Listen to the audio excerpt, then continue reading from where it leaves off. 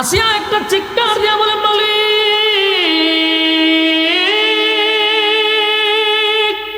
হাজার হাজার মানুষের সামনে আমার ইজ্জত রক্ষা করতে পারলাম না, ইমানের জন্য ইজ্জত দিলাম, কিন্তু মালিক তুমি আমারে ভালায়া দিও না।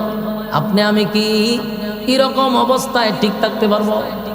মিয়া আমরা তো রং সার কাছে ইমান বিক্রি করি। আসিয়ার উপরে ইমানের পরীক্ষা হয়ে গেল, হাজার মানুষের সামনে আসিয়ারে উলঙ্গ করে দিল। আসিয়া চিৎকার দেয়া হয়, মালিক বরদাস্ত করতে পারলাম না, আমার সবচেয়ে দামি সম্পদটাই নিয়ে গেল, এখানে ক্ষমত না। উলঙ্গ করার পরে যখন ইমান ছাড়ে না, ফেরাউন না কয়, আসিয়া রে ইমান ছাইরা দে, এখনো ফিরে লইয়া যাব। আসিয়া কয়, জীবন দিতে পারি, তোর মতো জালেম রে খোদা বলবো না। ফেরাউন আবার দৌড় দিছে, নিজে মারে না, কেউ হামান রে তোর বুদ্ধিতে আমার বউরে উলঙ্গ করলাম, কিন্তু এখনো ইমান ছাড়ে না। এবার হামান বলল, দোস্ত আসিয়া এইভাবে ইমান ছাড়বে না, দুই হাতে দুইটা প্যারাক মারবি, দুই পায়ে দুইটা প্যারাক মারবি, তারপরে দাঁড়ানো অস্ত্র দিয়া শরীরের যতগুলা চামড়া আছে রে সবগুলা চামড়া টেনে টেনে তুলে ফেলবি, অসহ্য হইয়া তরে খোদা মানতে বাধ্য হবে না। উজুবিল্লাহ। চিন্তা করছেন আমার নাকি বুদ্ধি দেয়? বিশ্ববিখ্যাত সেই মহিলা আসিয়া মানুষের সামনে মরুভূমিতে শোয়া দিছে, দুই হাতে দুইটা প্যারাক মারছে রে কাঠের সঙ্গে, পায়ে দুইটা প্যারাক মারছে। আসিয়া শরীরে কাপড় নাই, প্রচন্ড রুদ্রের মধ্যে শোয়া রাখছে, আর শরীরের চামড়াগুলি যখন তোলা শুরু করলো, জীবন্ত মানুষের শরীর থেকে যদি চামড়া তোলা হয়, বুঝেননি অবস্থাটা? আসিয়া একটা চিৎকার দিয়া বলে, মালিক এই জালেমের অত্যাচার থেকে আমি তোমার কাছে ফানা চাই, আল্লাহ আমি আর বরদাস্ত করতে পারলাম না, আল্লাহ আমার শরীরের সমস্ত কাপড় সরাইয়া দিল, আমার শরীরের চামড়াগুলি টেনে টেনে তোলা হচ্ছে, আল্লাহ আমি আর বরদাস্ত করতে পারি না, মালিক আপনার পাশে আমার একটা ঘর বানায়া দেন। আসিয়া আসমানের দিকে তাকায়া বলে, মালিক আপনার পাশে আমারে নিয়ে যান, আপনার পাশে একটা ঘর বানায়া দেন। ওইদিকে অত্যাচার চলতেছে, ফেরাউন চামড়া তোলার পরে যখন আসিয়া কালেমা সারে না, ফেরাউন না হামাইন্নারে কয়, দোস্ত তোর কথা সব মানলাম, ভূত আমার এক খোদা মানে না। হামাইন্না কয়, এক কাজ কর দোস্ত, এরম বউ রাখার দরকার নেই, মাইরালা পাথর একটা দিয়া আসিয়া রে হত্যা কর। নাউজুবিল্লাহ। ফেরাউন বড় একটা পাথর লইয়া আসিয়ার সামনে দাঁড়াইছে, দাঁড়াইয়া যখন মারবে তখন তাকায়া দেখে আসিয়া আসমানের দিকে তাকাইয়া মুস্কি মুস্কি হাসে, চিৎকার দিয়া কোন সুবহান। আমার যুবক আসিয়া যেই মাত্র মুস্কি মুস্কি হাসতেছিল, ফেরাউন পাথরটা সরাইয়া কয়, আসিয়া রে মিথ্যা কথা বলবি না। আসিয়া এই পরিস্থিতিতে কারো জবান থেকে হাসি আসতে পারে না। আসিয়া তোর শরীরের চামড়া তুলে ফেলছি, আসিয়া তোরে উলঙ্গ করছি, আসিয়া হাতে পায়ে প্যারাক মারছি, কেমন রে তোর জবান থেকে হাসি আইলো? আসিয়া কেন হাসস? মিথ্যা কথা বুঝতে মরণে রাখ। আসিয়া ফেরাউন রে কয়, ফেরাউন না রে, আমি যা দেখি তুই তা দেখোস না। আমি বললে তুই বিশ্বাস করবি না। ফেরাউন কয়, আমি জানি মৃত্যুর আগে তুই মিথ্যা বলবি না। তাহলে শুন, আমি তোর অত্যাচার থেকে, তোর এই নির্যাতন থেকে আল্লাহর কাছে পানা চাইছি। আমি আমার মালিক রে বলছি, মালিক আপনার পাশে আমার একটা ঘর বানায়া দেন। আমার মালিক আমার চোখের সামনে আমার জান্নাতের বালাখানাটা তুলে ধরছে, আমি আমার জান্নাতের নিয়ামত দেখা আনন্দে আত্মহারা হয়ে গেছি। আমি আর এই পৃথিবীতে থাকতে চাই না, আমি জান্নাতে ঢুকতে চাই। আনন্দে মুস্কে হাসতেছি, একটা জবান বন্ধ রাখবেন না। কোন আল্লাহু আকবার, আরো জোরে কোন আল্লাহু আকবার। এই ইমানের আওয়াজ দিয়ে বল আল্লাহু আকবার। আসিয়ার ইমান আসিয়ার ইমান, আসিয়ার ইমান। এক যুবক ভাইরা, প্রথমেই বলছিলাম দাবির বেলায় ইমানদারের অভাব নাই। সুদখোরও হয় ইমানদার, ঘুষখোরও হয় ইমানদার, বেনামাজিও হয় ইমানদার, বেপরদাওয়ালাও হয় ইমানদার, চাঁদাবাজেও হয় ইমানদার, টেন্ডারবাজেও হয় ইমানদার। সবার দাবি হলো ইমানদার, ইমানদার, ইমানদার। ইমান এত সোজা নাই রে, ইমানের পরীক্ষা আসবে। ইমানের পরীক্ষা আপনাকে দিতেই হবে। কিন্তু আমাদের পরীক্ষা কেন আসে না? কারণ আমরা ক্লাসের ছাত্র না, কারণ আমরা ইমান বিক্রি হয়ে গেছে। সকালবেলা ঘর থেকে বাহির হয় ইমান লইয়া, ঘরে ফিরে রে মানুষ বেঈমান হইয়া। আছে না নাই? নবী বলছিল এমন একটা সময় আসবে মানুষ ইমান ধইরা রাখাটা এত কষ্ট হবে, জ্বলন্ত কয়লা হাতে থাকলে যে কষ্ট, এর থেকে বেশি ইমান রক্ষা করা কষ্ট। আমরা যদি আগামীকাল বেঁচে থাকি, মানে হায়াত যদি থাকে, তাহলে কিন্তু গল্প করার সুযোগ আছে, আড্ডা মারার সুযোগ আছে যদি বাইচা থাকি। যদি বেঁচেও থাকি, এই মাহফিলটাতে আগামীকালকে বসার কোনো সুযোগ নাই। তাহলে বাচ্চা থাকলে মাহফিল শোনার সুযোগ নাই, বেঁচে থাকলে গল্প করার সুযোগ আছে। তাই বিবেকবান মানুষের কাছে বলবো, বেহুদা সময়টুকু নষ্ট না করে ফ্যান্ডেলে এসে বসে যাই। আর যারা বসছেন আপনাদেরকে একটা কথা শোনাই, তাহলে আপনারাও তৃপ্তি পাবেন। কথাটা হলো, আল্লাহ যাদেরকে ভালোবাসে, বলুন আল্লাহ যাদেরকে ভালোবাসে, ওই সমস্ত বান্দাদেরকে দিনের কাজে লাগায়া রাখে। তার মানে আপনারা এখানে বসছেন যে এটা আল্লাহ আপনাদেরকে ভালোবাসে, এটা তার প্রমাণ। না হয় আপনার মতো অনেক মানুষ রাস্তাতে আছে, আড্ডাতে আছে, গল্পতে আছে, মোবাইলে আছে, টিভিতে আছে, ঠিক না বেঠিক? সেখান থেকে আপনাকে যাচাই এবং বাছাই করে, মহব্বত করে, আবার সুস্থ শরীরে একেবারেই নরমাল বিছানাতে আলেমদের সহবতে বসার আসার সুযোগ করে দিয়েছেন। খুশি না বেজার? শুকরিয়া আদায় করি আলহামদুলিল্লাহ। যতক্ষণ বসা থাকবেন গুনাহ হবে না, এটাই সম্ভব। ফ্যান্ডেলের বাহিরে গেলে গুনাহ যে হবে এটাও সম্ভব। আর ফ্যান্ডেলে যতক্ষণ থাকবো, নাজালাত আলাইহিমুস সাকিনা, উপর থেকে সাকিনা রহমত নাজিল হবে। লস না লাভ?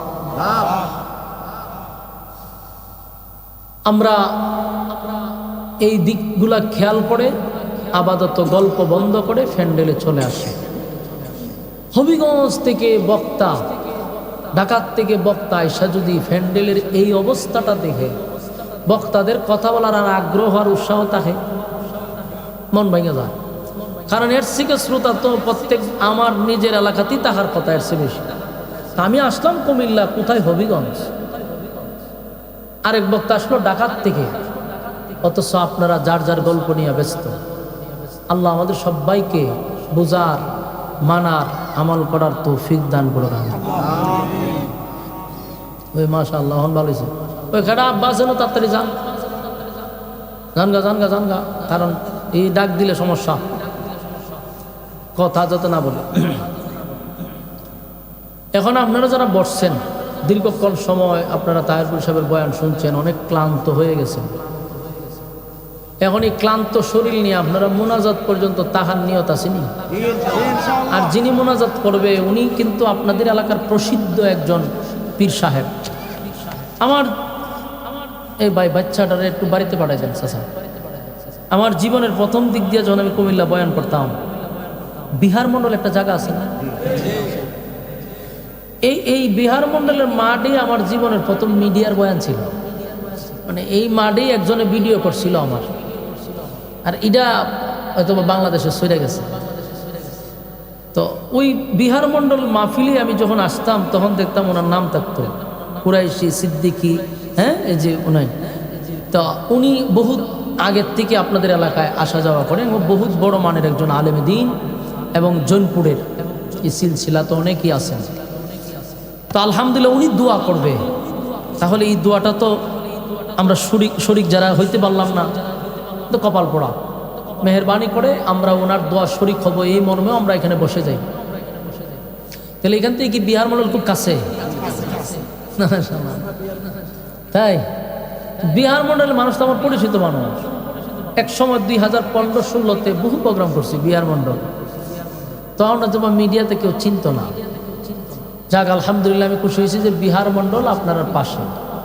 কৃতজ্ঞতা প্রকাশ করা দরকার। বিহার মন্ডলের এক মাহফিল থেকেই আমার বয়ান সর্বপ্রথম সোশ্যাল মিডিয়াতে যায়। যখন আমি ইউটিউব নিজেই চিনতাম না, আমি জিজ্ঞাসা আমি ইউটিউব কারে কথা, অথচ আমার বয়ান এসব ইউটিউবে চলতো।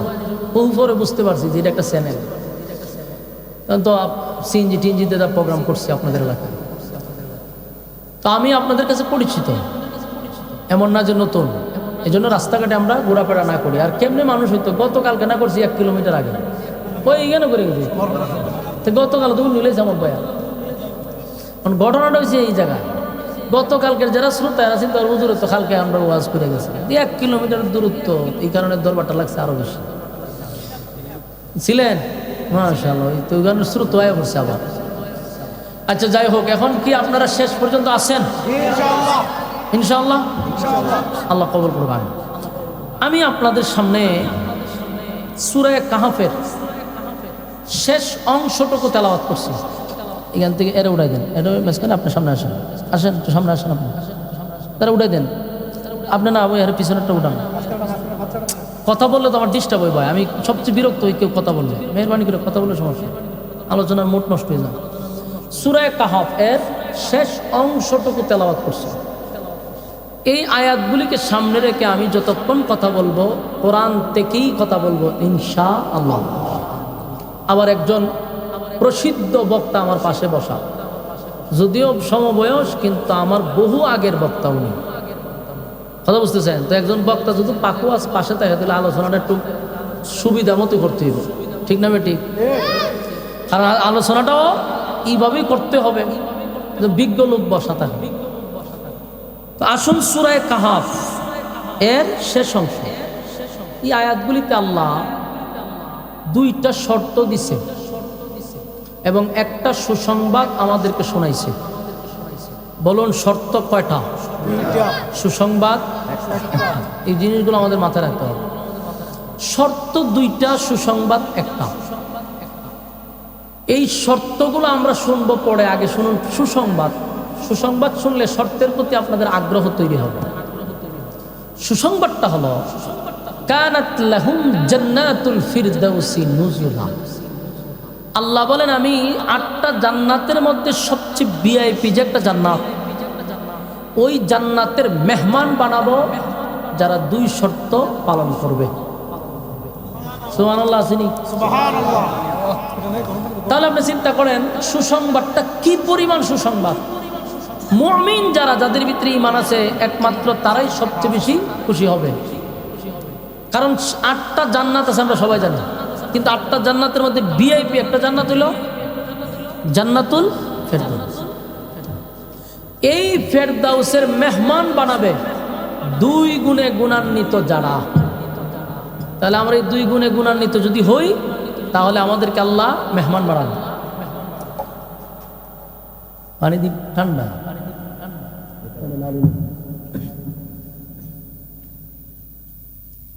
এখন আপনারা বলুন জান্নাতের মধ্যে সবচেয়ে ভিআইপি যে জান্নাতটা, এটার সুসংবাদ জানাইছে আল্লাহ।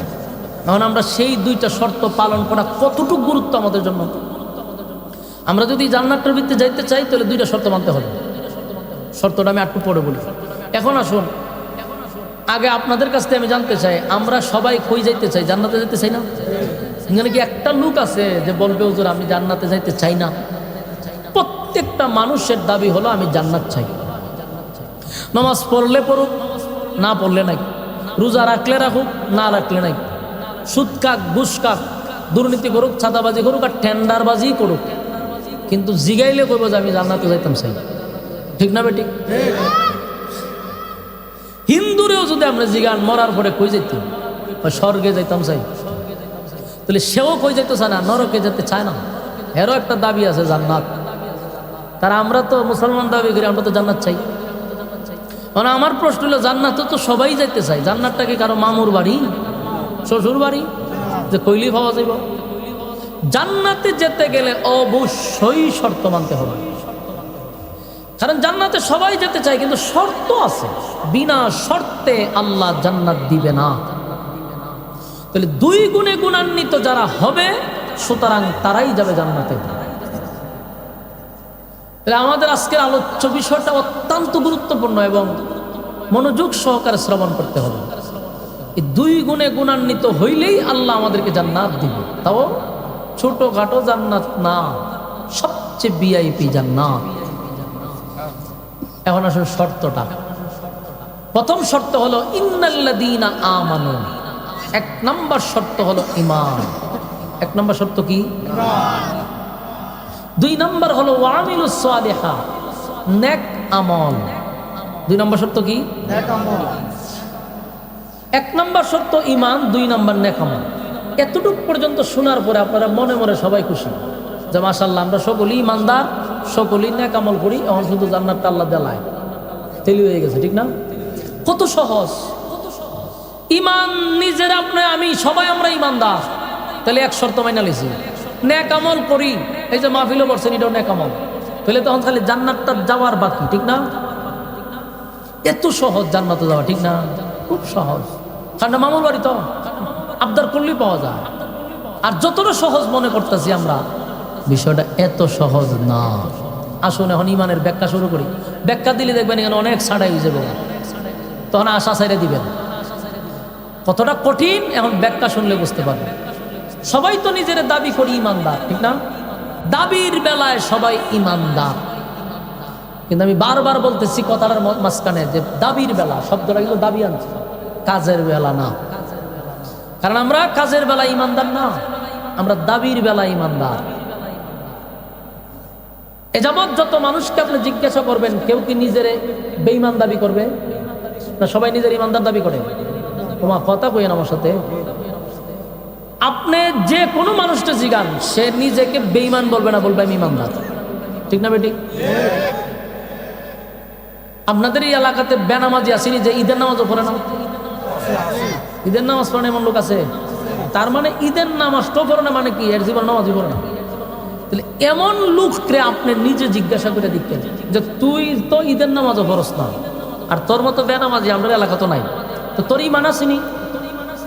সে বুকে তাফা দিয়া বলবে নামাজ না পড়লে দিছে ঈমান আছে, ঠিক না বেটি? একটা জারি দিয়ে বলবো আমার ঈমান আছে, তুমি সব বোনাস এই জায়গা তো ঈমান তাই তেল ঝাড়ছে। এখন আসুন, আপনাদের এলাকায় সুদপুর আসেনি? আন্তর্জাতিক মানে সুদপুর আছে না? আন্তর্জাতিকটা বাদ দিলাম, গ্রামগঞ্জে সুদপুর আসেনি? এই গ্রামগঞ্জের সুদপুরে আপনি জিগায়েন তুই তো সুদ কাজ, তোর ঈমান আসেনি? এও কইব আমার ঈমান আছে, সুদ কালি কি? আমরা গাঞ্জা ঘুরে পাইছি জীবনে, গাঞ্জা দেখায় আমি দেখছি। গাঞ্জা যারা খায় এরা জিগায়েন তুই তো গাঞ্জা টানস, তোর ঈমান আছে না? এও লারা দিয়া হয় আমার ঈমান আছে। ঈমান আছে বলো। এখন আপনি আমার প্রশ্নের জবাব দেন। বেনামাজিও কয় আমি ঈমানদার, বেফরদাওয়ালাও কয় ঈমানদার, সুদখোরও কয় ঈমানদার, ঘুষখোরও কয় ঈমানদার, হ্যাঁ দুর্নীতিবাজেও কয় ঈমানদার, ছাদাবাজেও কয় ঈমানদার। সবার দাবি হলো ঈমানদার। আমি হুজুরও কয় ঈমানদার, শ্রোতাও কয় ঈমানদার, নেতাও কয় ঈমানদার, এরপরে দর্শকও কয় ঈমানদার, ঠিক নি? তাহলে দাবির বেলায় সবাই হলো ঈমানদার। এখন এখানে আরেকটা প্রশ্ন, ঈমানদার নিজেরে বলে কেন? কারণ যে নামাজ পড়ে না সে নিজের ঈমানদার বলে কেন? যে সুদ খায় সে নিজের ঈমানদার বলে কেন? এর পিছনে কারণ আছে। কারণটা হলো সে নিজেও জানে আমি নিজের ঈমানদার দাবি করলে এমন বেড়া নাই আমার বেঈমান কইতে হবে। কথা কই না দি? একজন নামাজ পড়ে না, সে নিজের ঈমানদার দাবি করছে, বেঈমান হইতে পারবে? এই জন্য হে বুক ফোলায় আমার ঈমান আছে। আপনার এলাকার যদি জ্বর উঠে, জ্বর উঠলে একটা মেশিন দিয়া মাফে, এই জ্বরের মেশিনের নাম কি? থার্মোমিটার। এটা জ্বর মাফার মেশিন। জ্বর কিন্তু দেখাও যায় না, ছোঁয়াও যায় না, ধরাও যায় না, কিন্তু যখন বগলের নিচে খাড়ি ঢুকাই দেয় তো কতক্ষণ পরে এটা ঠান্ডা বাইর করে, বাইরে করে হয় 102 103, তার মানে আপনার জ্বরের পয়েন্ট। জ্বর মাফার মেশিন হলো থার্মোমিটার। আল্লাহ যদি ঈমান মাফার মেশিন পাঠাইতো আমার কাছে, কি দরবারটা লাগতো, ঠিক নেই? বক্তায় আমি আইসি ওয়াজ করবার লেগে, তখন কি তো জানেন, হয়তো হুজুর ওয়াজটা পরে করবেন, একটু রুমে আসে, গেলাম রুমে, হুজুর বগলে নিয়েছি আলগি দেন, তো দিলাম আলগি, টাস করে খাটি ডুবাই, হয়তো হুজুর একটু নীরবে দাঁড়ায়, তাই লইরেন না, তো কতক্ষণ দাঁড়ানির পরে ঠান্ডা বের করতো, বের হইতো হুজুর লজ্জার কথা কই হইতাম, ইমান তো আপনার জিরো, আপনি কেমন ওয়াজ করবেন, বাড়ি যান গা। বাস্তব না বাস্তব?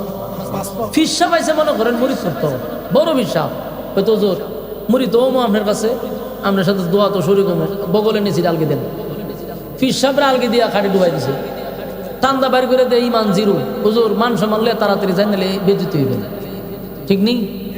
নেতায় দেখবেন মাঝে মধ্যে স্লোগান দেয় অমুক ভাইয়ের চরিত্র ফুলের চেয়েও পবিত্র, মানে ফুলের চরিত্রের মধ্যে কলঙ্ক আছে কিন্তু নেতার কলঙ্ক নাই।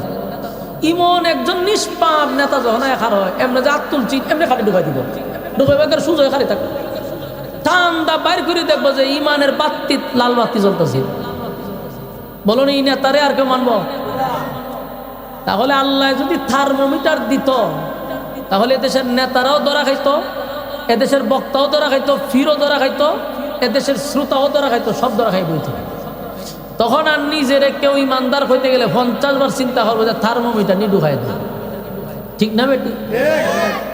আল্লাহ থার্মোমিটার দেয় নাই, কেন দেয় নাই?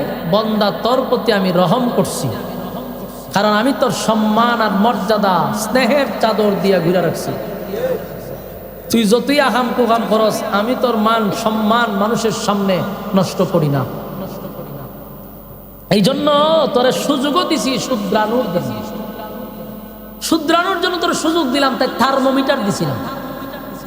এরপরও যদি আমরা না শুধরাই, বিপদ আছে না নাই? এখন আসুন তাহলে এতক্ষণের এক্সাম্পলে আপনি নিজেরা দাবি করে পারবেন না ইমানদার, কারণ আমরা সকলেই দাবির বেলায় ইমানদার, কিন্তু কাজের বেলায় যদি মিটার থাকতো তাহলে ধরা পড়তাম, ঠিক নেই? আসেন একটু সামনে যাই, বিরক্ত হইতেছেন?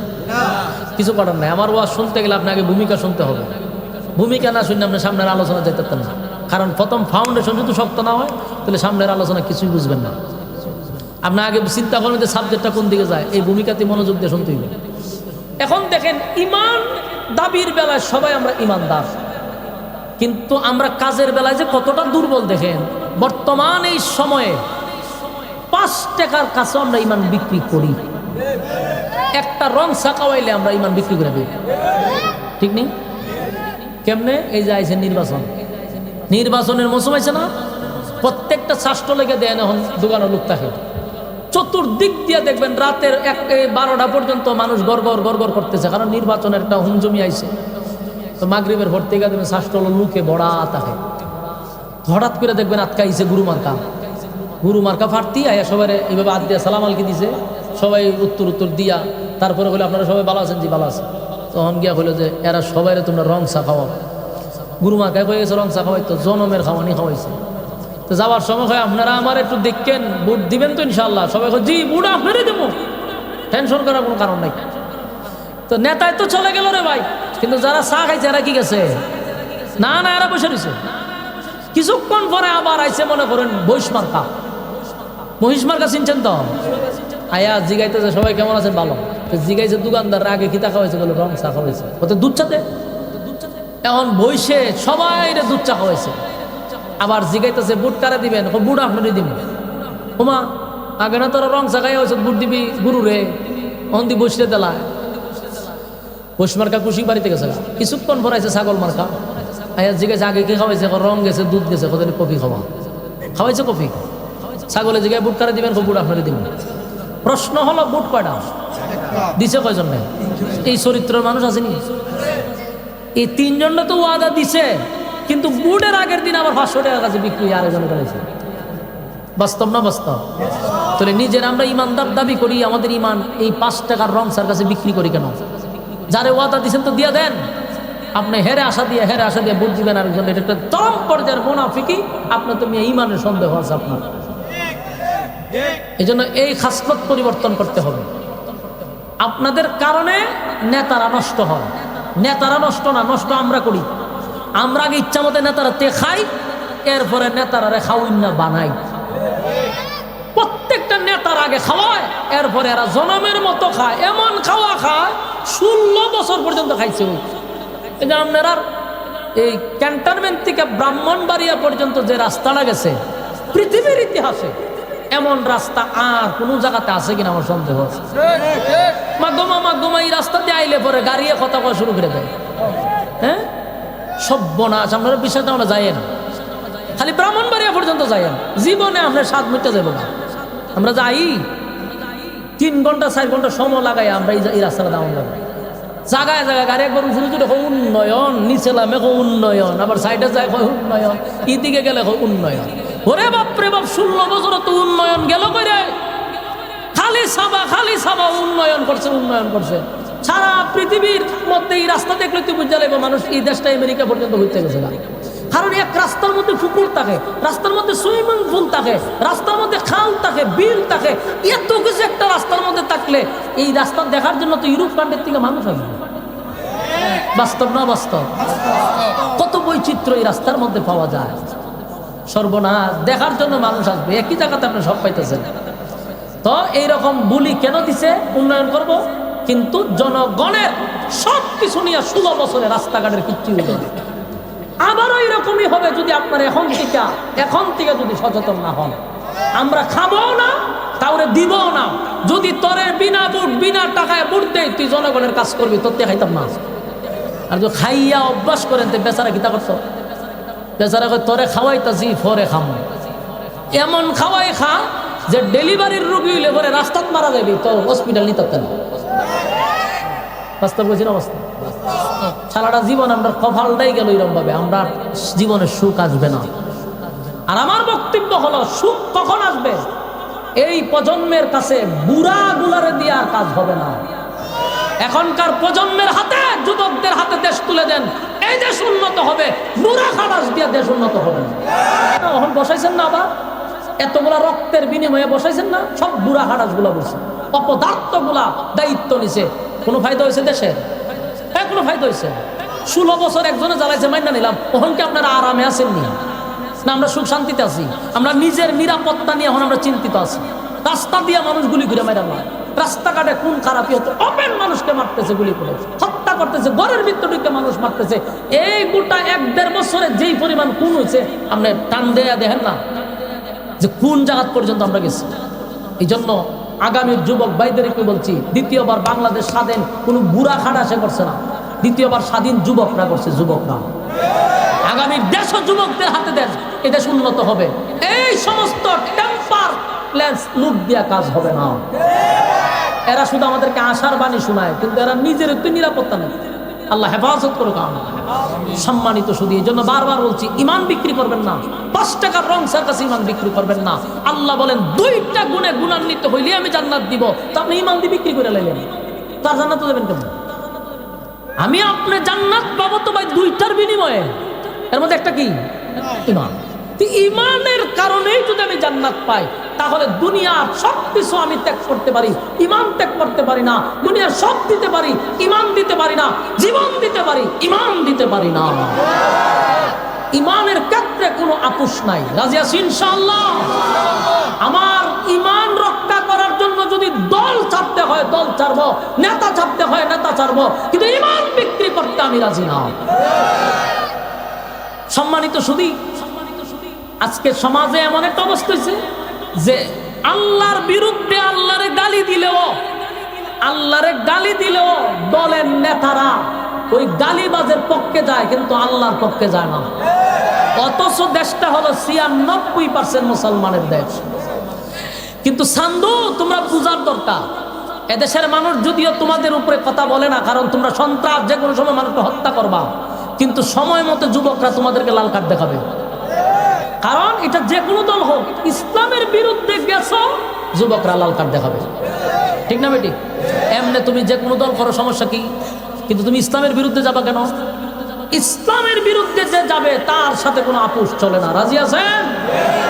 ইমান আমার আগে। আল্লাহ বলেন ইন্নাল্লাযীনা আমানু, 1 নাম্বার ইমান, ওয়া আমিলুস সালিহাত 2 নাম্বার ইমান।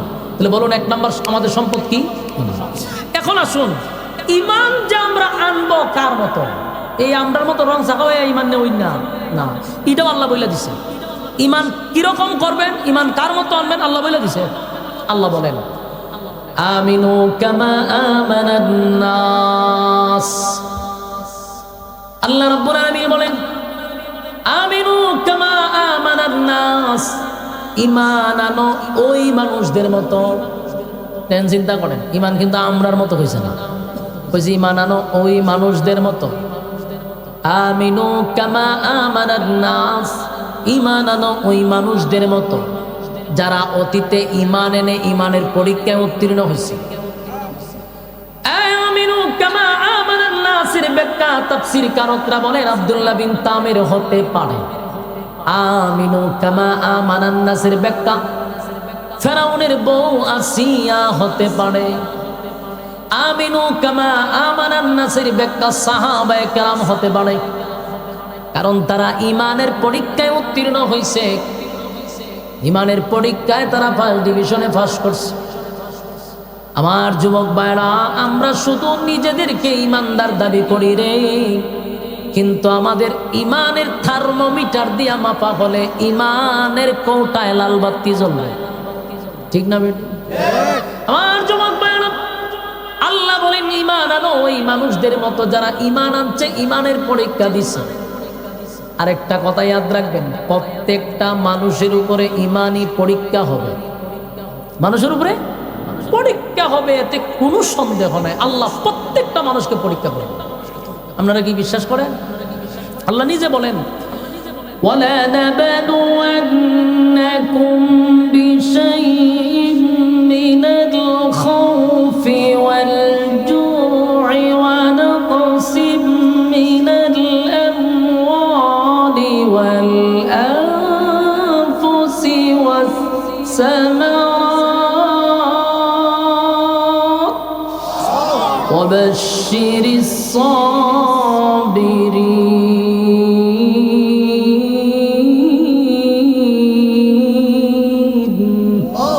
আল্লাহ বলেন প্রত্যেকটা মানুষকে আল্লাহ পরীক্ষা করবে। কাউকে আল্লাহ মুসিবত দিয়ে পরীক্ষা করবে, কাউকে আল্লাহ গরিব বানায়া পরীক্ষা করবে, ধনী বানায়া পরীক্ষা করবে।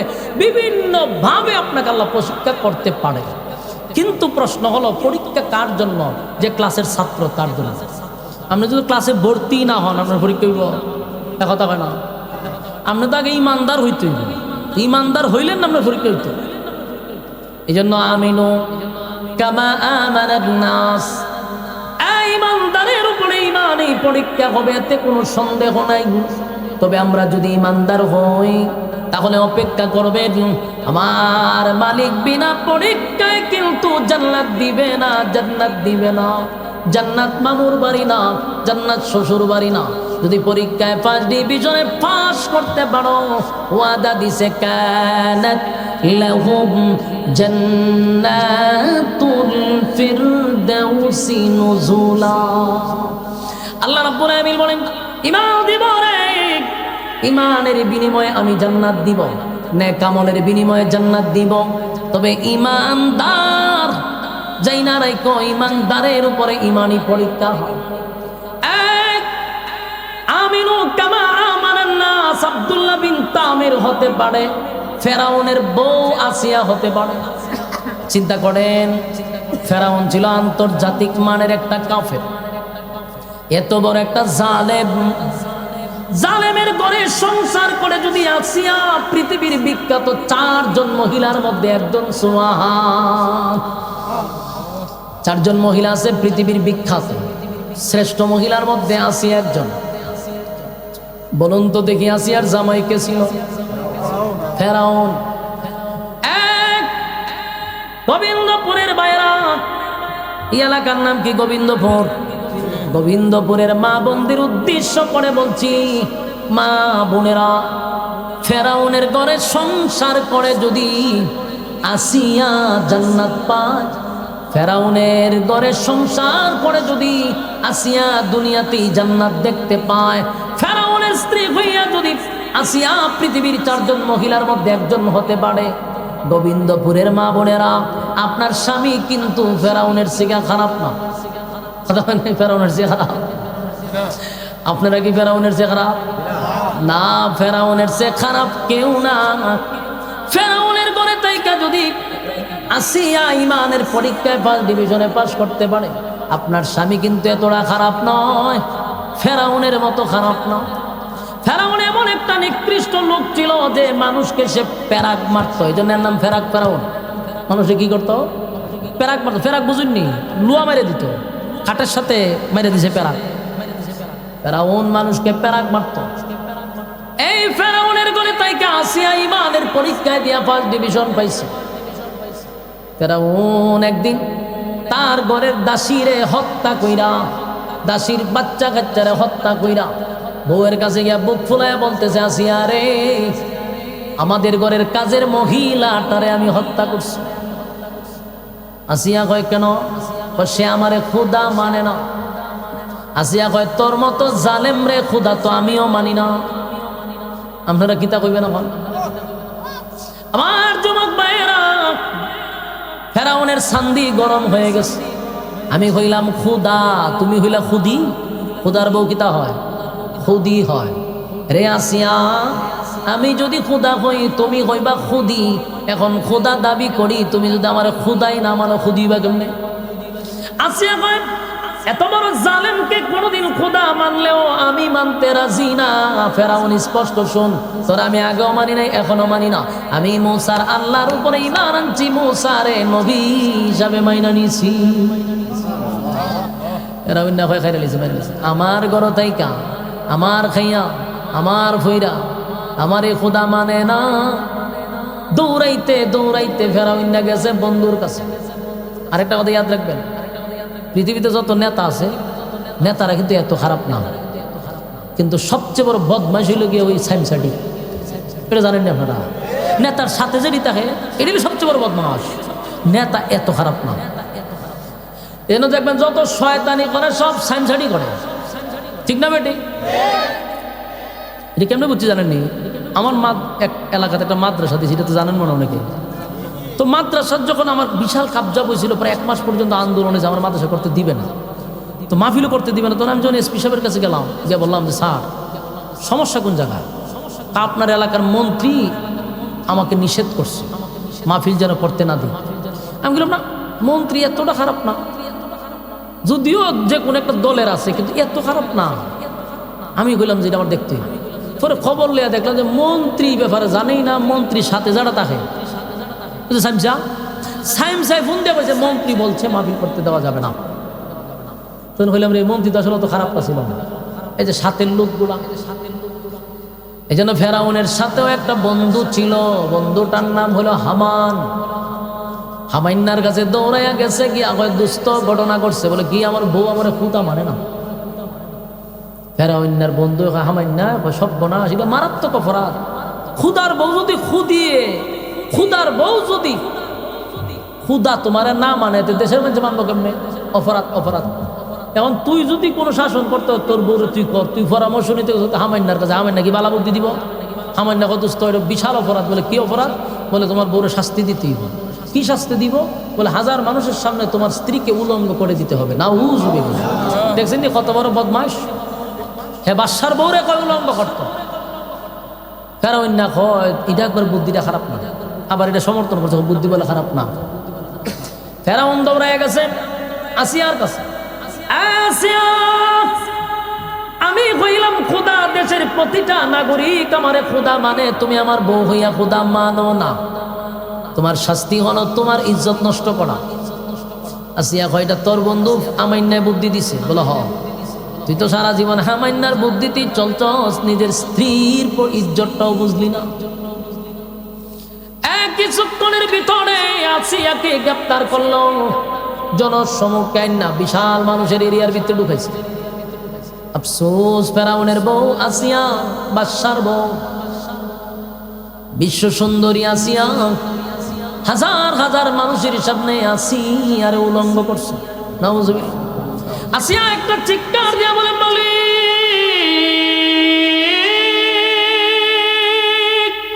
হাজার হাজার মানুষের সামনে আমার ইজ্জত রক্ষা করতে পারলাম না, ইমানের জন্য ইজ্জত দিলাম, কিন্তু মালিক তুমি আমারে ভালায়া দিও না। আপনি আমি কি এরকম অবস্থায় ঠিক থাকতে পারবো? আমরা তো রংসার কাছে ইমান বিক্রি করি। আসিয়ার উপরে ইমানি পরীক্ষা হয়ে গেল। হাজার মানুষের সামনে আসিয়ারে উলঙ্গ করে দিল। আসিয়া চিৎকার দেয়া কয়, মালিক বরদাস্ত করতে পারলাম না, আমার সবচেয়ে দামি সম্পদটাই নিয়ে গেল, এখানে ক্ষমতো না। উলঙ্গ করার পরে যখন ইমান ছাড়ে না, ফেরাউন না কয়, আসিয়া রে ইমান ছাইরা দে, এখনো ফিরে লইয়া যাবো। আসিয়া কয়, জীবন দিতে পারি, তোর মতো জালেম রে খোদা বলবো না। ফেরাউন না আবার দৌড় দিছে, নিজে মারে না, কেউ হামান রে তোর বুদ্ধিতে আমার বউরে উলঙ্গ করলাম, কিন্তু এখনো ইমান ছাড়ে না। এবার হামান বলল, দোস্ত আসিয়া এইভাবে ইমান ছাড়বে না, দুই হাতে দুইটা প্যারাক মারবি, দুই পায়ে দুইটা প্যারাক মারবি, তারপরে দাঁড়ানো অস্ত্র দিয়া শরীরের যতগুলা চামড়া আছে রে সবগুলা চামড়া টেনে টেনে তুলে ফেলবি, অসহ্য হইয়া তরে খোদা মানতে বাধ্য হবে না। উজুবিল্লাহ। চিন্তা করছেন আমার নাকি বুদ্ধি দেয়? বিশ্ববিখ্যাত সেই মহিলা আসিয়া মানুষের সামনে মরুভূমিতে শোয়া দিছে, দুই হাতে দুইটা প্যারাক মারছে রে কাঠের সঙ্গে, পায়ে দুইটা প্যারাক মারছে। আসিয়া শরীরে কাপড় নাই, প্রচন্ড রুদ্রের মধ্যে শোয়া রাখছে, আর শরীরের চামড়াগুলি যখন তোলা শুরু করলো, জীবন্ত মানুষের শরীর থেকে যদি চামড়া তোলা হয়, বুঝেননি অবস্থাটা? আসিয়া একটা চিৎকার দিয়া বলে, মালিক এই জালেমের অত্যাচার থেকে আমি তোমার কাছে ফানা চাই, আল্লাহ আমি আর বরদাস্ত করতে পারলাম না। আল্লাহ আমার শরীরের সমস্ত কাপড় সরাইয়া দিল, আমার শরীরের চামড়াগুলি টেনে টেনে তোলা হচ্ছে, আল্লাহ আমি আর বরদাস্ত করতে পারি না। মালিক আপনার পাশে আমার একটা ঘর বানায়া দেন। সুবহানাল্লাহ। আসিয়া আসমানের দিকে তাকায়া বলে, মালিক আপনার পাশে আমারে নিয়ে যান, আপনার পাশে একটা ঘর বানায়া দেন। ওইদিকে অত্যাচার চলতেছে। ফেরাউন চামড়া তোলার পরে যখন আসিয়া কালেমা সারে না, ফেরাউন না হামাইন্না রে কয়, দোস্ত তোর কথা সব মানলাম, বউ তো আমার এক খোদা মানে না। হামাইন্না কয়, এক কাজ কর দোস্ত, এরম বউ রাখার দরকার নেই, মাইরালা পাথর একটা দিয়া আসিয়া রে হত্যা কর। নাউজুবিল্লাহ। ফেরাউন বড় একটা পাথর লইয়া আসিয়ার সামনে দাঁড়াইছে, দাঁড়াইয়া যখন মারবে তখন তাকায়া দেখে আসিয়া আসমানের দিকে তাকাইয়া মুস্কি মুস্কি হাসে, চিৎকার দিয়া কোন সুবহানাল্লাহ। আমার যুবক ভাইরা, আসিয়া যেই মাত্র মুস্কি মুস্কি হাসতেছিল, ফেরাউন পাথরটা সরাইয়া কয়, আসিয়া রে মিথ্যা কথা বলবি না। আসিয়া এই পরিস্থিতিতে কারো জবান থেকে হাসি আসতে পারে না। আসিয়া তোর শরীরের চামড়া তুলে ফেলছে, আসিয়া তোরে উলঙ্গ করছি, আসিয়া হাতে পায়ে প্যারাক মারছি, কেমন রে তোর জবান থেকে হাসি আইলো?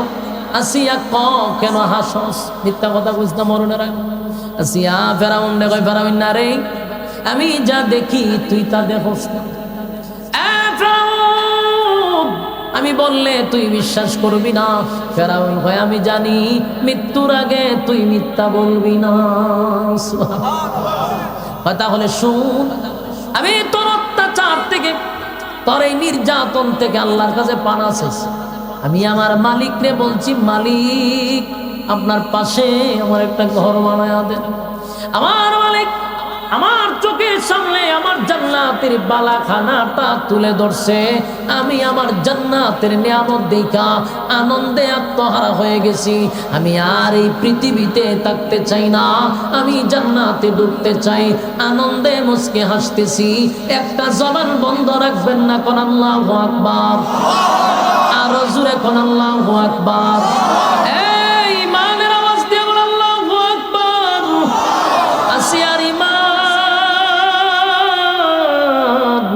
আসিয়ার ইমান, আসিয়ার ইমান। এক যুবক ভাইরা, প্রথমেই বলছিলাম দাবির বেলায় ইমানদারের অভাব নাই। সুদখোরও হয় ইমানদার, ঘুষখোরও হয় ইমানদার, বেনামাজিও হয় ইমানদার, বেপরদাওয়ালাও হয় ইমানদার, চাঁদাবাজেও হয় ইমানদার, টেন্ডারবাজেও হয় ইমানদার। সবার দাবি হলো ইমানদার, ইমানদার, ইমানদার। ইমান এত সোজা নাই রে, ইমানের পরীক্ষা আসবে। ইমানের পরীক্ষা আপনাকে দিতেই হবে। কিন্তু আমাদের পরীক্ষা কেন আসে না? কারণ আমরা ক্লাসের ছাত্র না, কারণ আমরা ইমান বিক্রি হয়ে গেছে। সকালবেলা ঘর থেকে বাহির হয় ইমান লইয়া, ঘরে ফিরে রে মানুষ বেঈমান হইয়া। আছে না নাই? নবী বলছিল এমন একটা সময় আসবে মানুষ ইমান ধইরা রাখাটা এত কষ্ট হবে, জ্বলন্ত কয়লা হাতে থাকলে যে কষ্ট, এর থেকে বেশি ইমান রক্ষা করা কষ্ট। এটা এই জামানা। বলুন কোন জামানা? এই জামানাই। আমার যুবক ভাইরা, সবচেয়ে বড় নিয়ামত হলো ঈমান। আপনারা খুব মাথা রাখবেন কথাটা। ইমানের চেয়ে দামি আর কোন নিয়ামত নাই রে, ইমানের চেয়ে দামি। গুনাহ যদি এমনি করি, সাগরের পানি পরিমাণ যদিও গুনাহ হয়, যদি কোনো সময় গুনার উপরে লজ্জিত হয়ে যান, আর যদি নিজে নিজেই চিন্তা করেন আল্লাহ এমন গুনাহ করছি, গুনার খবর যদি বউ জানে, বউ আমার স্বামী বলবে না। আল্লাহ এমন গুনাহ করছি, বাবা যদি আমার গুনাহ জানে, বাবা সন্তান বলে স্বীকার করবে না। এমন গুনাহ করছি, সন্তানরা জানলে বাবা বলে ডাকবে না। মালিক, আমার মতো গুনাহগার আসমানের জমিনে আর কেউ নাই। তুমি জানো, আমি জানি, আমার মতো নাফরমান কেউ নাই। আল্লাহ গভীর রাত্রে ঠান্ডা পানি দিয়া উযু করিয়া আপনার দরবারে দুইটা ভিক্ষুকের হাত বাড়ায়া দোয়া করি, মালিক জিন্দেগির সব গুনার উপরে লজ্জিত, মেহেরবানি করে জিন্দেগির সব গুনাহ মাফ করে দেন। আল্লাহ বলে, বান্দা যদি এক ফোঁটা চোখের পানি ছেড়ে দিয়া কাঁদতে পারে, বান্দার চোখের পানিটা নাকের ডগায় আসার আগে আগে আমি আল্লাহ ফেরেশতাদেরকে সাক্ষী রাইখা বান্দার জিন্দেগির গুনাহ মাফ করে দেই। আমার যুবক ভাইরা, গুনার জন্য যদি মালিকের কাছে মাপ চান, আল্লাহ মাফ করে দিবে। কিন্তু ভাই, যদি ইমানটা না থাকে কোনো লাভ হবে না। ইমান হলো একটা অ্যাকাউন্ট। বলুন ইমান কি? আবার বলুন ইমান কি? অ্যাকাউন্ট। আপনার যদি অ্যাকাউন্ট থাকে তাহলে টাকা জমা হবে। কথা কই না দি? আপনি যদি ব্যাংকে গিয়ে এখন বলে স্যার 1 লাখ টাকা জমা দিবেন, স্যারের জিজ্ঞাসা আপনার ব্যাংক অ্যাকাউন্ট বলেন, আমার ব্যাংক অ্যাকাউন্ট নাই, তবে তুই আধা একটা ভাগর, ঠিক নেই। অ্যাকাউন্ট ছাড়া টাকা জমা দিবি কোথায়? যেমন অ্যাকাউন্ট ছাড়া টাকা জমা হয় না রে, ঠিক তেমনি ভাবে ইমান যদি না থাকে নামাজ জমা হবে না, রোজা জমা হবে না, ওয়াজ মাহফিলের নসিহত জমা হবে না। কারণ যা ইবাদত করি ইমান থাকলে অ্যাকাউন্টে ঢুকবে। ইমান নাই, নামাজের দাম নাই, ইমান নাই, রোজার দাম নাই, ইমান নাই, আপনার দানবীর কোনো দাম নাই। কথা হয় না? আমার যুবক ভাইয়েরা, তাহলে এবার আসুন, আমাদের ইমানের পরীক্ষা হবে কি হবে না? আমিনু কামা আমানান নাস, ঈমান আনো ওই মানুষদের মতো। এর ব্যাখ্যা সাহাবায়ে কেরাম, যেমন সাহাবায়ে কেরাম ঈমানের পরীক্ষায় ফার্স্ট ডিভিশনে পাস কইরা দুনিয়াতেই জান্নাতের সার্টিফিকেট পাইছে। সুবহানাল্লাহ। আমার যুবক ভাইরা, জান্নাতের সার্টিফিকেট পাইল। রোমের নাম শুনছেন? রোম রাজ্য। রোম রাজ্যের একজন বাদশা ছিল। রোমের বাদশা হযরত উমর রাদিয়াল্লাহু তাআলা আনহুর জামানায় চতুর্দিক দিয়ে খালি ইসলামের বিজয়, যেদিকে যায় শুনে খালি ইসলামের বিজয়। সুবহানাল্লাহ। মুসলমানরা যেদিকে যায় রে খালি বিজয়ের পতাকা ওড়ায়। বহু দেশের মানুষ, বহু দেশের বাদশারা চিন্তিত, তাদের কাছে অস্ত্র নাই, তেমন কোনো বাহিনী নাই, কিন্তু তারা যাদের সঙ্গে যুদ্ধ করে সবগুলারে পরাজিত করে। মুসলমানরা সেই দেশটাকে দখল করে, ইসলামের পতাকা উড়ায়। কারণটা কি? আশ্চর্য হয়ে গেছে। রোমের বাদশা একদিন চিন্তায় পড়ে গেছে, রোমের সঙ্গে যদি যুদ্ধ হয়, রোমের বাদশার ভিতরে একটা কথা, যা আমাদের অহংকার হইল আমরা যুদ্ধের সংখ্যা বেশি, আমাদের বাহিনী বেশি, আমাদের অস্ত্র বেশি, আমাদের পাওয়ার বেশি, আমাদের সৈন্য অস্ত্র বেশি। এখন মুসলমানরা যদি যুদ্ধ করে তারা কেমনে কি করবে? কিন্তু বাদশা একটা জিনিস চিন্তাও করে, এরা কিভাবে বিনা অস্ত্রে বিনা বাহিনী এত বিজয় লাভ করে। গবেষণা করতে করতে করতে দেখে এরা অস্ত্রের বলে যুদ্ধ বিজয় করে না, এরা বাহিনীর বলে যুদ্ধ বিজয় করে না, এরা যে পাওয়ারে করে সেটার নাম হলো ঈমান। সুবহানাল্লাহ। মুসলমানদের পাওয়ারটা হলো ঈমান, ঈমানের পাওয়ারে গোটা বিশ্বকে তারা জয় করছে। আজকে গোটা পৃথিবীতে মুসলমান প্রায় 200 কোটির উপরে। এত মুসলমান থাকার পর গোটা পৃথিবীতে মুসলমান লাঞ্ছিত, অপমানিত, জায়গায় জায়গায় খালি মুসলমান মেরে খায়। ঘটনা কি? আমরা সংখ্যায় বেশি, ঈমানের পাওয়ার কম। ঠিক না বেটি? আমার যুবক ভাইরা, রোমের বাদশা তার বাহিনীরে কইছে, রে তোরা তো যুদ্ধ করতে যাবি, বালা কথা, কিন্তু আমি মুসলমানদের ঈমানের একটা পরীক্ষা করতে চাই। কোন পাওয়ারে এরা যুদ্ধ করে পরীক্ষা করব আমি। তবে শর্ত হলো মুসলমান যেখানেই পাবি জীবিত একটা টিম আমার কাছে হাজির করবি। বুঝতেছেন কথা? ঘটনাক্রমে রোমের যে বাহিনী তারা মুসলমানদের ঘেরাও করে নিয়েছে, ঘেরাও করে বিশাল একটা টিমকে তারা ঘেরাও করে একেবারে জীবিত অবস্থায় বাদশার সামনে হাজির করছে। বাদশা ভাই এই বালাগাম করছিস, অনেক দিন ধরে আমি একটা চেষ্টা হইলো মুসলমানের ঈমানের একটা পরীক্ষা করতাম, এরা ঈমানের খুব পাওয়ার দেখায়, দেখি আর ঈমানের পাওয়ারটা কতক্ষণ থাকে। বাদশা তো বাদশা বলল, তোমাদের এই জায়গার মধ্যে নেতাকে? তো একজন হাত তুলে হলে আমি এলাম নেতা। তো বললো, তোমার তো চেহারা মাশাআল্লাহ সুন্দর, চেহারাটা সুন্দর, তোমার বডি ফিগার বালা, শিক্ষিত, বুদ্ধিমান, সর্বদিক দিয়ে তুমি ঠিক আছো, কিন্তু তুমি এমন একটা দলের সাথে কেমনে গিয়ে ঢুকলা? তুমি আমার দলে যোগ দাও, তোমার মতো যুবক আমার দরকার, তোমার মতো মেধাবী আমার দরকার। তুমি যদি আমার দলে যোগ দাও, অফার দুইটা। অফার কয়টা? 1 নম্বর হলে আমার একটা সুন্দরী রূপসী মাইয়া আছে, এটা তোমার কাছে বিবাহ দিব। 2 নম্বর অফার হলো রাজত্বের অর্ধেক তোমার নামে লিখে দিব, শুধু কালেমাটা ছাইরা আমার দলে যোগ দাও। বুঝতেছেন কথা? কারে বলছে?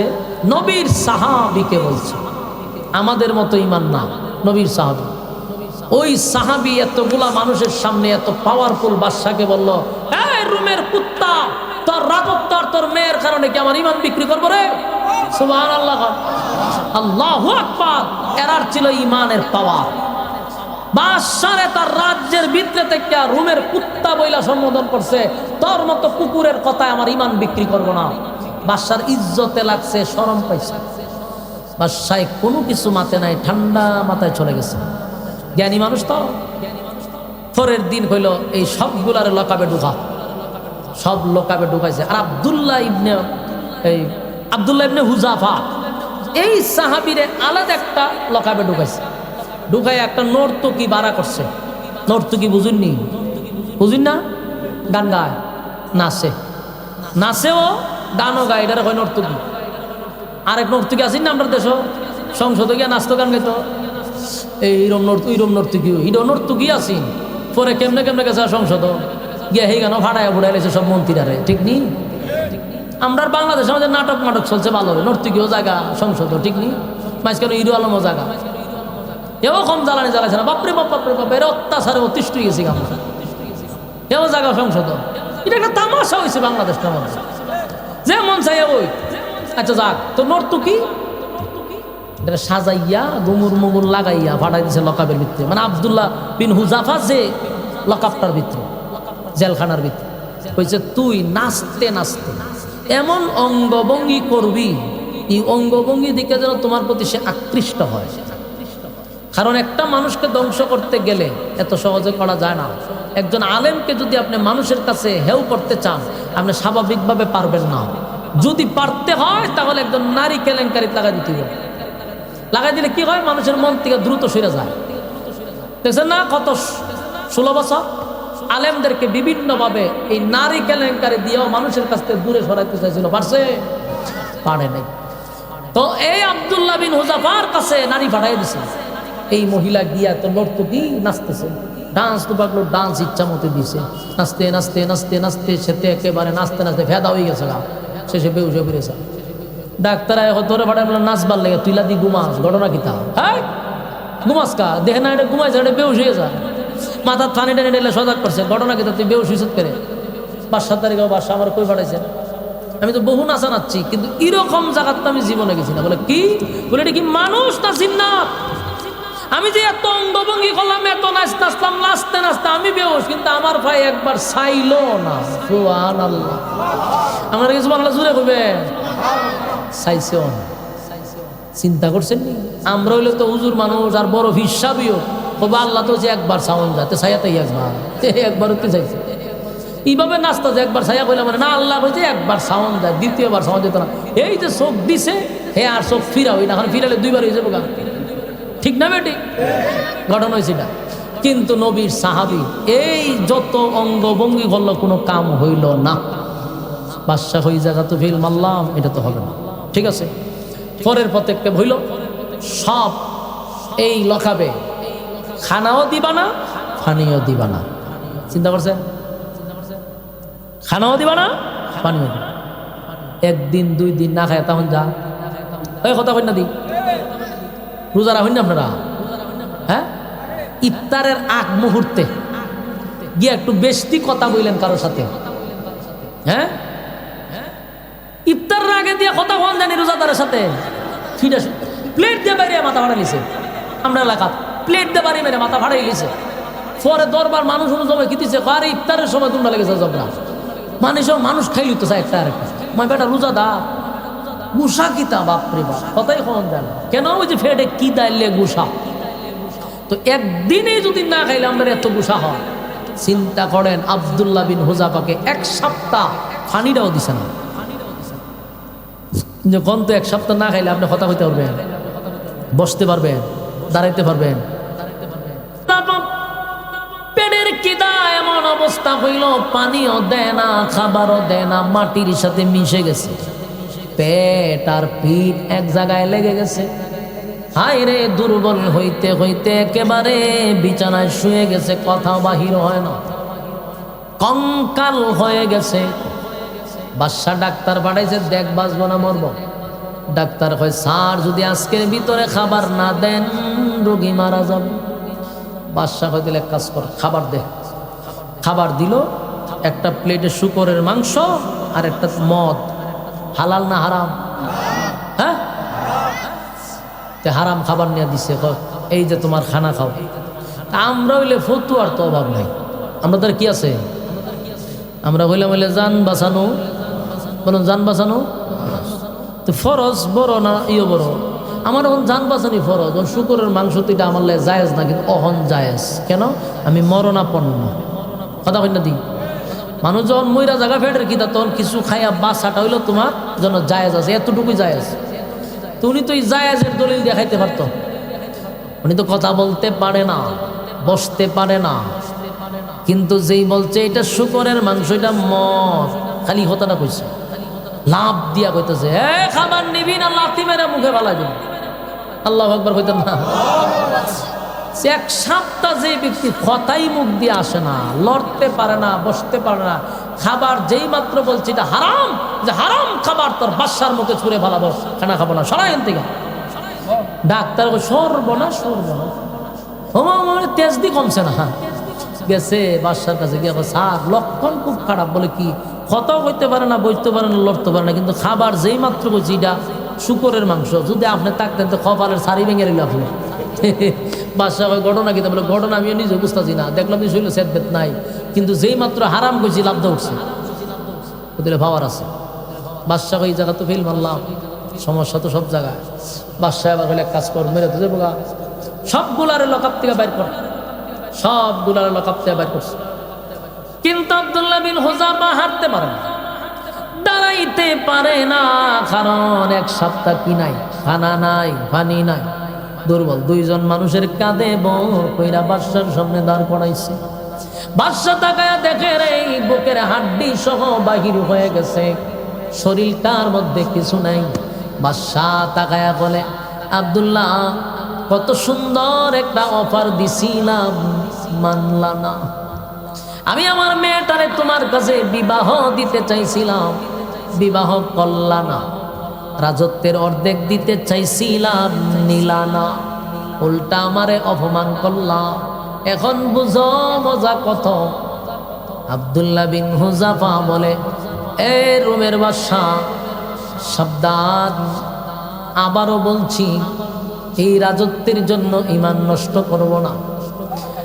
আবার বাদশা বলে, আব্দুল্লাহ, আমি তোমারে অফার বাড়ায়া দিলাম, অফার বাড়ায়া দিলাম, রাজত্ব দিব, মেয়েও দিব, এখনো সুযোগ আছে।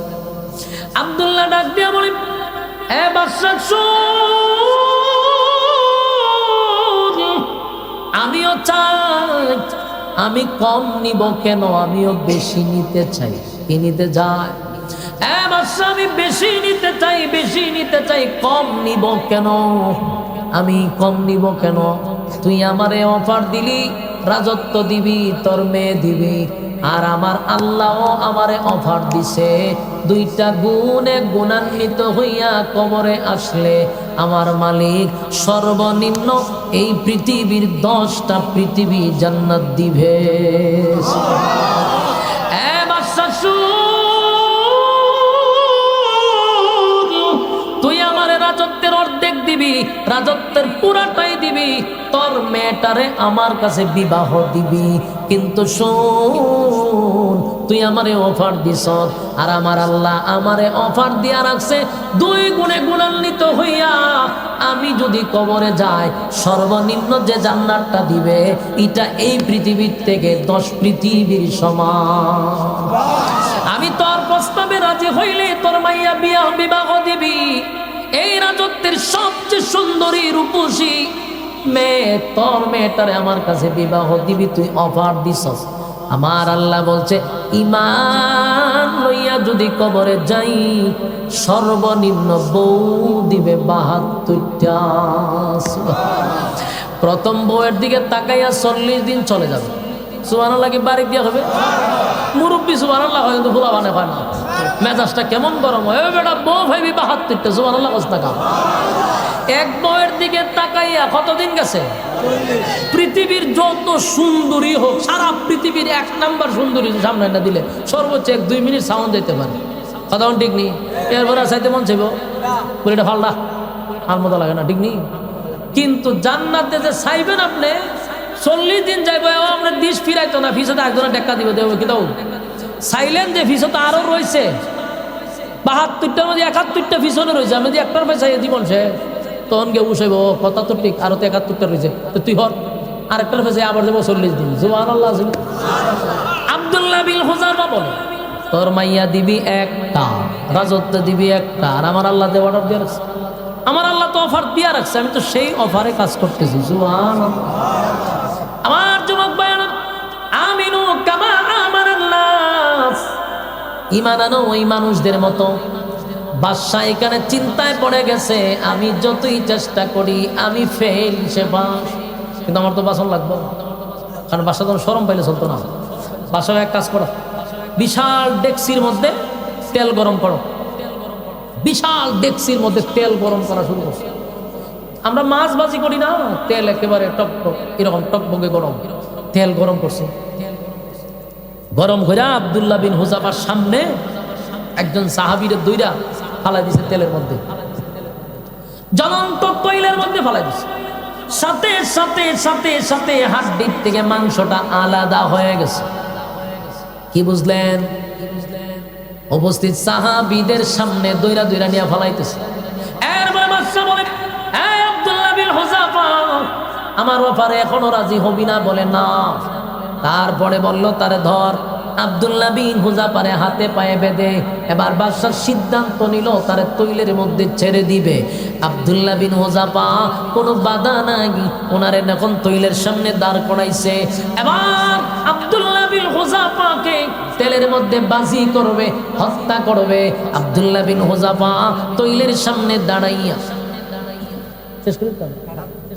আমার যুবক ভাইরা, তেলের সামনে দাঁড়াইয়া আব্দুল্লাহ বিন হুযাফার হাতে বানলো, পায়ে বানলো, এখন ছেড়ে দিবে।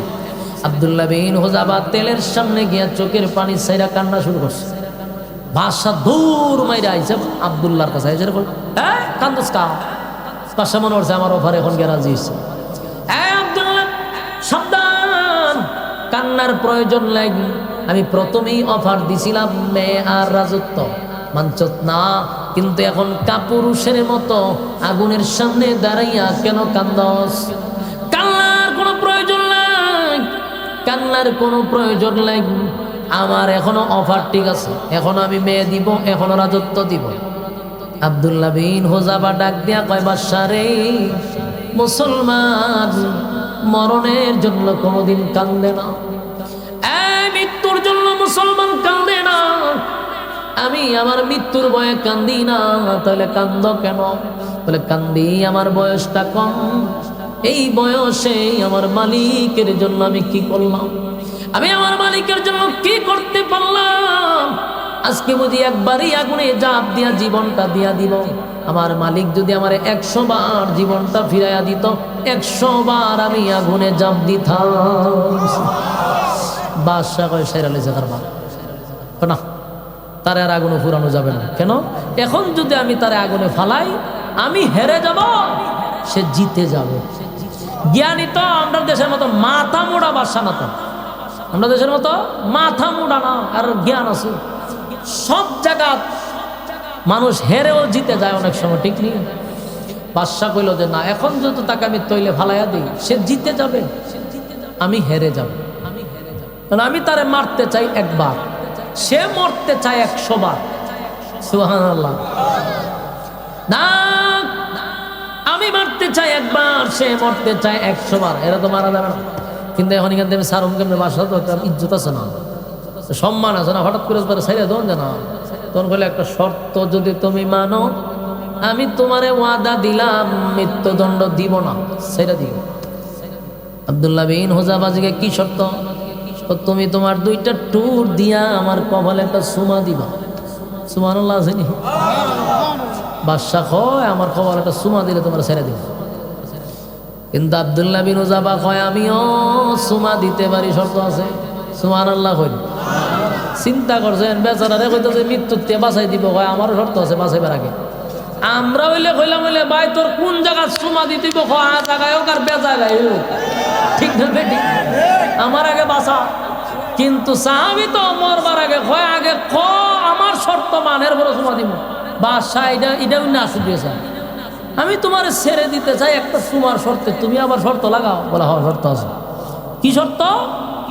আমি আমার জীবনের বিনিময়ে তোর সুমা দিতাম না, মানে আমি তোর সুমা দিব, তোমার বাসায় দিছ, এই কারণে না।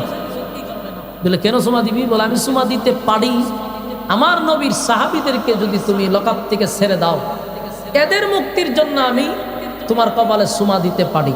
কিন্তু আমারে তুমি আগুনে না ফালাইয়া আমারে বাসায় আলাইলা, আর এই কারণে তোমার সুমা দিব দরকার নাই, আমি মৃত্যুর জন্য তোমার সুমা দিতাম না। সুবহানাল্লাহ জানি। আমি মৃত্যুর জন্য প্রস্তুত। আমি আমারে তুই আগুনে পোড়ানোর কথা ছিল, এখন আমারে ছেড়ে দিলি, এই কারণে তোরে সুমা দিব না। সুমা দিতে পারি, একটা সুমার কারণে যদি নবীর অসংখ্য সাহাবীরা বেঁচে যায়, এই কারণে। বাদশা হয়তো আমার খবরটা চুমা দে, ছেড়ে দেবো, সবারে ছেড়ে দেবো। সুমা দিছে পরে সব ছেড়ে দিছে।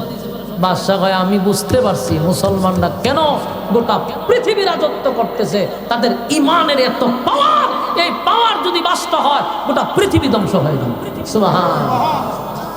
আজকে সেই মুসলমান, আমরা এই মুসলমান, কিন্তু আমরা গোলামের মতো আছি, গোলাম। আমরা মানুষের গোলামি করি। আজকে আমাদের গোটা পৃথিবীতে মুসলমানরা সব জায়গায় লাঞ্ছিত, অপমানিত, অথচ গোটা পৃথিবীর শক্তি আল্লাহ মুসলমানের হাতেই দিছিল। সৌদি আরব দেশে আল্লাহ যেই পরিমাণ সম্পদ দিছে, গোটা পৃথিবী অন্ধকার হয়ে যাবে যদি সৌদি এক জায়গার দ্বারা থাকে। আপনি জানেন গোটা পৃথিবীতে মুসলমান দেশগুলোতে আল্লাহ এত সম্পদ দিছে, যদি মুসলমানরা ইহুদি খ্রিস্টানদেরকে সম্পদ না দেয়, তারা ভিক্ষার থলি নিয়ে দাঁড়ায়া যাবে। গোটা পৃথিবীর অর্থনীতি নষ্ট হয়ে যাবে যদি মুসলমানরা একটু খালি দাঁড়াইতো। কিন্তু ওই যে গোলামি করে অভ্যস্ত, আল্লাহ সব সম্পদ দিল তোদেরকে, আর তোরা গোলামি করস লাল চামড়া কুত্তাদের, ঠিক কিনা বলেন? আমরা গোলামি যতদিন না যাবে আমরা মার খাইতে থাকবো। এই বাংলাদেশেও আমরা যারা অতীতে গোলামি করছি, এখনো কিছু গোলামের ঘরের গোলাম আগল একটা চেয়ারের জন্য রং ফালাইতেছে, ঠিক না বেটি? শিখতে হয়েছে না তো? এত গুণ খুম হত্যার পরেও আমরা শিখতে হইল না। নেক্সট টাইমে যে আবার আমরা ফাটার বলি হব, আমাদের এই চিন্তাই নাই। আমরা এখনো গোলামি করতেছি, এখনো গোলামি করতেছি। এর পরিণাম ভয়ঙ্কর হবে। গোটা 16 বছর টুপিওয়ালারা যেমন মাইর খাইছি, গোটা 16 বছর টুপিওয়ালারা যেমন সব নাটকের চরিত্রে ছিল, আবারও 16 বছর পরে যদি কোনো সরকার আসে, আমাদের গোলামির কারণে আমরা সেই চরিত্রের নাটকে অভিনয় করবো। আমরা দিয়া কেন জানেন? আমরা আমাদের অস্তিত্ব হারায় ফেলছি। সারা বাংলাদেশে যদি সব টুপিওয়ালা আজকে এক হয়, কসম খোদার বাংলাদেশে রাজনীতি করার আর কেউ থাকবে না। কিন্তু আফসোস, টুপিওয়ালারা একে হতে পারে না। টুপিওয়ালারা কইতে হয় যে বিভিন্ন বিষয় নিয়ে হয়, এর সাথে আকিদা ভালো না। তো আকিদার গোষ্ঠী গিলা বেড়া এখন দেশের পরিস্থিতি ভয়ঙ্কর অবস্থায় আছে। এর আকিদা নিয়ে হ্যাঁ থাকুক, আমার আকিদা নিয়ে আমি থাকবো। ইসলামের স্বার্থে, দিনের স্বার্থে, কালেমার স্বার্থে, আল্লাহর স্বার্থে, কোরআনের স্বার্থে, নবীর স্বার্থে আমরা এক হইতে চাই। যে খারিয়া এরে খারিয়া থাকতে দে, যে বইয়া থাকে হেরে বইয়া থাকতে দাও। কে হাত বুকে বাঁধে এরে হাত বুকে বাঁধতে দাও, যে হাত নাবিতে বাঁধে তারে বাঁধতে দাও। আমরা এইগুলা নিয়ে এখন গুতাগুতি করতে চাই না। আমরা চাই একটা প্ল্যাটফর্মে আইসা আমরা কেন মিয়া বিচারের জন্য গিয়া আমরা গিয়া রাজপথে আন্দোলন করব? আমরা কেন আল্লাহরে গালি দিলে বিচার চাইবো? আমরা কেন নবীরে গালি দিলে বিচার চাইবো? আমরা কেন নাস্তিকদের কাছে বিচার চাইবো? বিচার চাবো না, আমরা বিচার করবো ইনশাআল্লাহ। আমরা বিচার করব। এ যাবৎ পর্যন্ত 53 বছরের ভিতরে বলুন তো দেখি, নবীরে গালি দিলে পরে কারো ফাঁসি হয়েছে বাংলাদেশও? আল্লাহরে গালি দেওয়ার পরে ফাঁসি হয়েছে? কিন্তু আপনি মজিবরে গালি দিয়া দেখেন, 16 বছর মজিবরে নিয়ে একটা গালি দিয়া সকালে দিছে, সন্ধ্যার সময় তার কবর হইয়া উপরে ফুল গাছ হয়ে গেছে। ঠিক না বে ঠিক? আপনি আজকে গিয়া তারেক জিয়ার একটা গালি দেন, আপনি বিকালে রাত্রে গালি দেন, সকালে আপনি নাই, শেষ। আপনার কবর উপরে ফুল গাছ। তাহলে এদেশের নেতার বিরুদ্ধে গালি দেওয়া যায় না। তোমাদের কলিজায় যেমন আঘাত লাগে, আমার নবীর বিরুদ্ধে কথা বললে আমার কলিজায় আঘাত লাগে। তুমি যেমন একটা মানুষকে থাকতে দাও না, পৃথিবীর মায়া ত্যাগ করো তোমার নেতারে গালি দেওয়ার কারণে, আমার মন চায় নবীরে গালি দিয়ে তোর জিব্বা কুত্তার নাস্তা বানায়া দিতে। শান্ত মুসলমান অশান্ত হয় কোন কারণে? আমরা শান্ত, আমাদেরকে অশান্ত করে আল্লাহর বিরুদ্ধে কথা বলে, আমাদেরকে অশান্ত করে নবীর বিরুদ্ধে কথা বলে, আমাদেরকে অশান্ত করে কোরআনের বিরুদ্ধে কথা বলে, আমাদেরকে অশান্ত করে ইসলামকে কুরুক্তি করে। সুতরাং 53 বছর দেখছি শুধু কথা কই করলে কোনো বিচার হলো না। আমরা আজকের থেকে আর বিচার চাবো না, আমরা নেক্সট টাইমে বিচার করবো ইনশাআল্লাহ। এই জন্য এক আল কোরআনের আলো, আল কোরআনের আলো, ইসলামের সূত্র, ইসলামের সূত্র। নারে তাকবীর, আল্লাহু আকবার।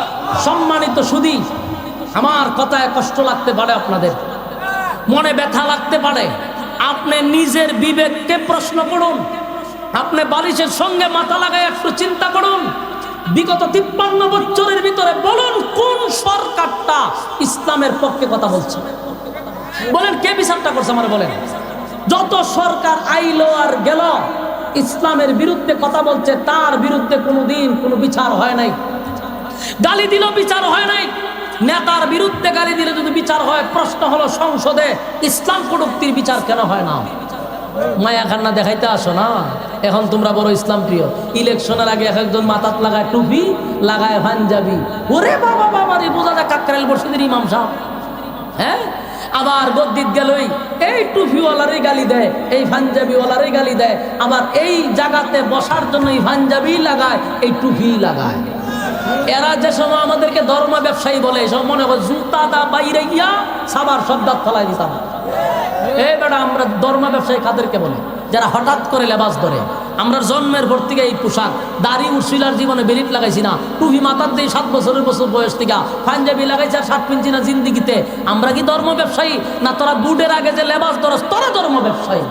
তোরা ধর্মটাকে পুঁজি করে ক্ষমতায় যেতে চাস, ক্ষমতায় যাওয়ার পরে এই ধর্মের বিরুদ্ধে তোরা কুলুক্তি করস। তোরা হলে সবচেয়ে বড় ধর্ম ব্যবসায়ী। এদেশে আজকের থেকে ইয়াদ রাখবেন, প্রত্যেকটা ছবি আছে আমাদের কাছে, এরা ইলেকশনের আগে মাথায় টুপি লাগায়, ইলেকশনের আগে পাঞ্জাবি লাগায়, ইলেকশনের সময় মসজিদে মসজিদে ঘুরে। ভালো কথা, এটা তো ভালো, মুসলমানের দেশে টুপি পরবে, মুসলমানের দেশে পাঞ্জাবি পরবে, ভালো। কিন্তু এই টুপি ইলেকশনের পরে আর মাথায় থাকে না, এই পাঞ্জাবি আর মাথায় শরীরে থাকে না, এই মসজিদের কাছে বছর একবার যায় না। এরাই বলে আমাদেরকে ধর্ম ব্যবসায়ী, সামার দাঁত কলা দিব মানুষের বাট করি খরচ। বাস্তব বুঝি না? বাস্তব। ধর্ম ব্যবসায়ী আমরা নয়, ধর্ম ব্যবসায়ী তোরা। জানোস তোরা দেশটা 96% মুসলমানের দেশ, এই জন্য ধর্মটাকে তোরা পুঁজি করে ক্ষমতায় যেতে চাস। যা ক্ষমতা তো সুবিধা কি, কিন্তু ইসলাম নিয়ে কটূক্তি করলে কিন্তু লাল কার্ড। বলেন ইসলাম নিয়ে কটূক্তি করলে কি কার্ড? আমরা হলুদ কার্ড দেখাবো না, আমরা কি দেখাবো? লাল কার্ড দেখাবো। লাল কার্ড দেখালে কি আর মাঠে ঢুকতে পারে না? হলুদ কার্ড দেখালে কিছু সময় থাকতে পারে, কিন্তু এমন কাজ করো না যেন লাল কার্ড না দেখাইতে হয়। বাংলাদেশের মানুষ আমরা শান্ত, আমাদেরকে অশান্ত করা যাবে না। আমরা কখনো শান্ত হই ইসলামের বিরুদ্ধে কথা বললে, আমরা কখনো শান্ত হই কোরআনের বিরুদ্ধে কথা বললে। আচ্ছা বলুন তো, কারণ নেতারা লামে বেলে কোনোদিন আমরা আন্দোলন করছি? হ্যাঁ, আমরা কি আপনাদের গদুলিয়া টানাটানি করি? না, আপনারা কাজ করেন, আমরা তো এইদিকে যাই না, কিন্তু আমাদেরকে অশান্ত করেন কেন? আর যদি মৌলবীরা টুপিওয়ালারা একদিন অশান্ত হয়, এই দেশের ইতিহাস সাক্ষী, 5ই আগস্ট সাক্ষী, হুজুর মৌলবীরা মাঠে না নামলে এদেশে আজ স্বাধীনতা পাইতো না কেউ। বহু আলেমরা রক্ত দিছে। নেক্সট টাইমে যেন ইসলামের উপরে আঘাত না আসে, একটা কথা ইনশাআল্লাহ। সময় কথা কয় না দিই, খালি মুখে মুখে ফেটর ফেটর হইতো না, আমরা এক হইতে হবে। আরেকটা কথা, দেশের যে পরিস্থিতি এখন ভয়াবহ, এটা মাথায় রাখতে হবে।